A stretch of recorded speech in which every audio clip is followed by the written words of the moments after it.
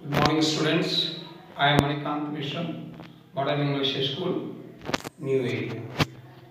So today, as we are discussing the important compounds, which is a very important for in our day-to-day life. So out of those, today one of the important compound is the plaster of Paris. Has a chemical formula CSO4 half H2O called calcium sulfate hemihydrate. Because water molecule is associated with the CSO4.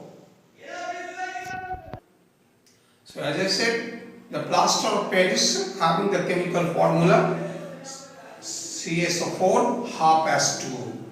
So it is a calcium sulfate hemihydrate. So it is also an example of a hydrated salt or water of crystallization. Once again, I would like to remind you, water of crystallization, a salt which associates definite number of water molecules. A salt which associates definite number of water molecules is called water of crystallization or hydrated salt. The name plaster of Paris, why the name is of this compound is the plaster of Paris, because this plaster of Paris is prepared from gypsum. Plaster of Paris is prepared from gypsum CSO4 twice H2O. And this gypsum was found in Paris. This gypsum was found in the Paris, and this calcium sulfate hemihydrate was used in the industry or as a plastering. That's why the name of this compound is a plaster of Paris. This is the fact.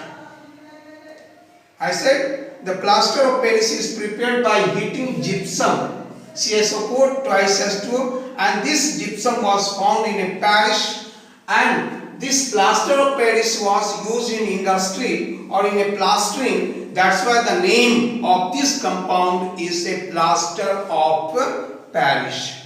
Now, how to prepare this plaster of Paris? Just now I mentioned the plaster of Paris is prepared by heating gypsum having the chemical formula CSO4 twice H2O. CSO4 twice H2O is the chemical formula of gypsum. When the gypsum is heated at 373 Kelvin, then it loses 1.5 molecules of water.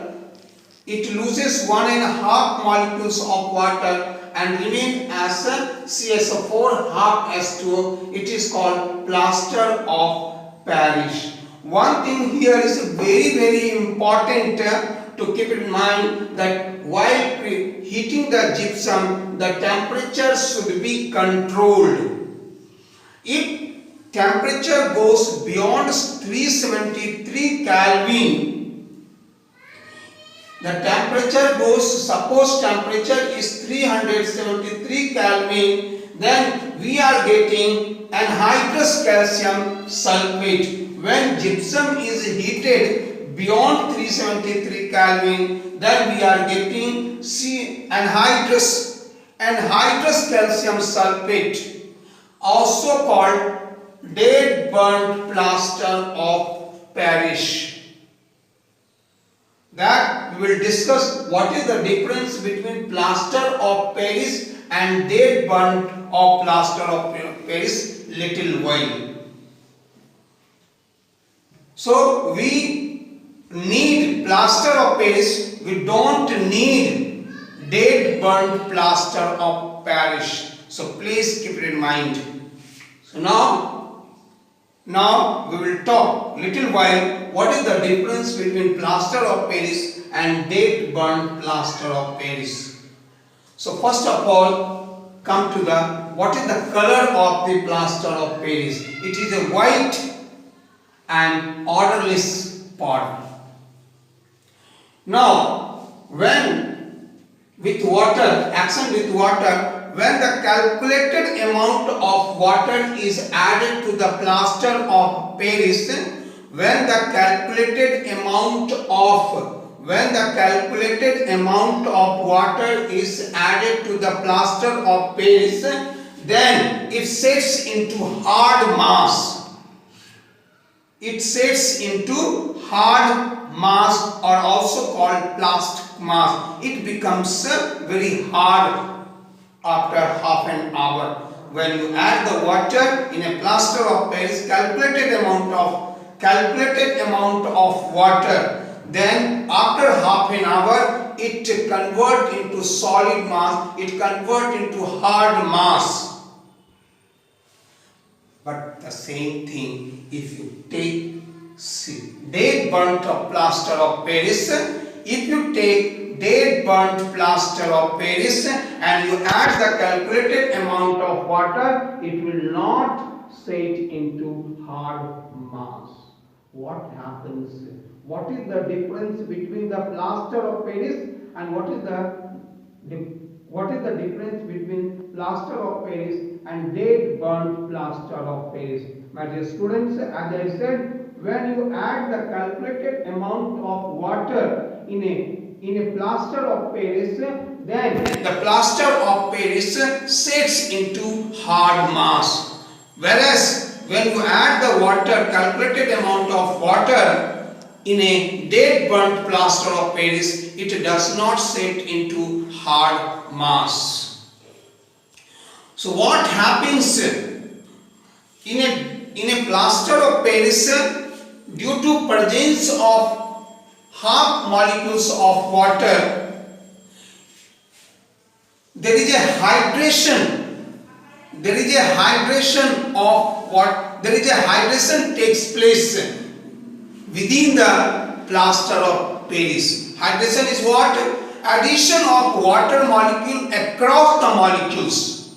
So addition of water across the plaster of Paris takes place. That hydration is responsible to make the plaster of Paris hard, sets into hard mass.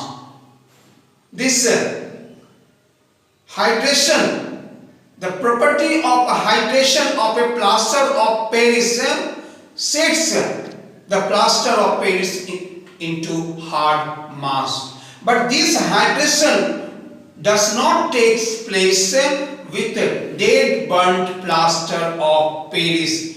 That's why it does not set into hard mass. It's a very you can understand with the example, like when you are taking the bath and you are drinking the water.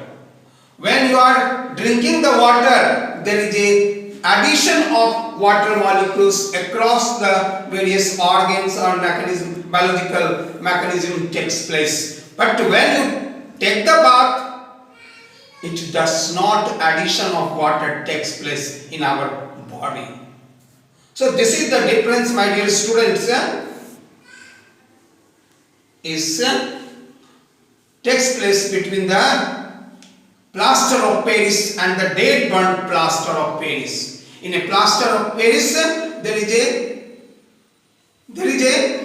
addition of water molecules across its molecules takes place, that is called hydration, and in a dead burnt plaster of Paris there is no addition of water molecules takes place across its dead burnt plaster of Paris. That's why dead burnt plaster of Paris does not set into hard mass. It's like a soil. It will behave like a soil after the addition of water in a soil. Sometimes it will become dry, but it will not become hard. So hopefully you understood the difference between the plaster of Paris and the dead burnt plaster of Paris. So one thing also you keep it in mind that during the addition of water molecules, energy is liberated. So it is a exothermic reaction. Also, the addition of water molecules in a plaster of Paris, there is a slight expansion in volume also takes place. And because of this remarkable property of the plaster of Paris, slight expansion in volume, it is used in making the toys, statues. When a plaster of Paris is put in a mold, it gives a sharp impression due to slight expansion in volume. See, one of the important uses of plaster of Paris is it is used in casting toys, statues, in ornaments. In a chemistry laboratory or in a industry where there is a need to make the airtight system, there is a plaster of Paris is applied over where there is a joint takes place to make air seal. Next step, you see that often when a person is getting accident and his or her bone fracture, doctor plastering the fractured part of the bone with the help of plaster of Paris, because this plaster of Paris keeps that part in a straight so that healing of bone takes place easily. So one of the important use of a plaster of Paris is in a plastering of the fractured part of a bone. So these are the important uses of plaster of Paris. Also don't forget, the teacher who teaches in a blackboard or green board uses the chalk that is also made from the plaster of Paris. Thank you. Have a nice day.